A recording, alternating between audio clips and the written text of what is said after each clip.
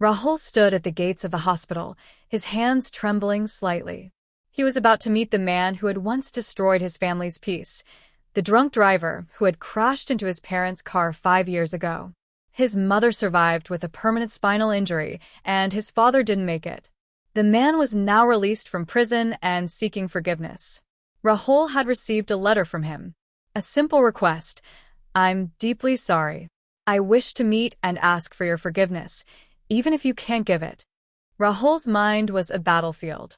He didn't know if forgiving this man would be weakness or strength. Every thought brought him back to pain.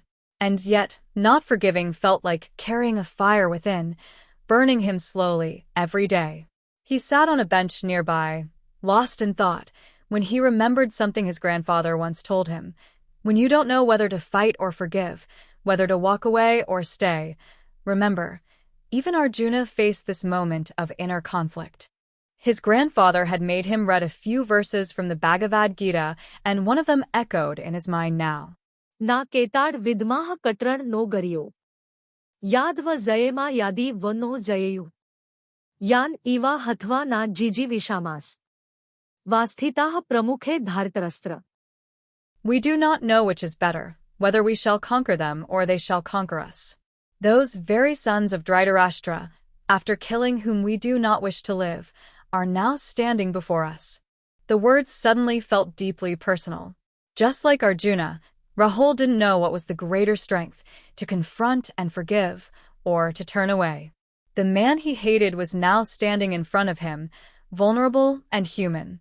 And Rahul realized that sometimes our greatest battles aren't against others, but within ourselves. He took a deep breath and walked into the hospital room. The man looked frail, but stood up, hands folded, eyes moist. "I can never undo what I've done," he said. "But I'm trying to live differently now." Rahul's lips parted to speak, but instead of the anger he thought would come out, there was a long silence, followed by 4 words. "I forgive you." Finally, the man broke down. So did Rahul. In that moment, something lifted. Not just pain, but the weight of indecision, of holding back from his own growth. He wasn't sure if forgiving was the right move, but he knew it was his move. He had conquered himself, and that was the real victory.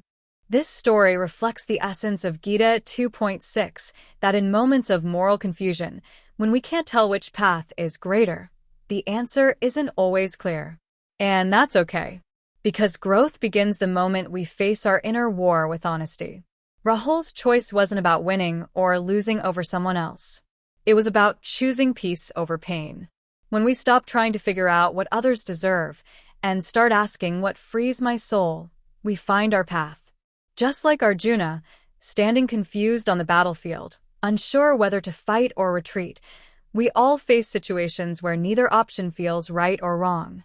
But action rooted in truth, not revenge, clarity, not fear, becomes our dharma.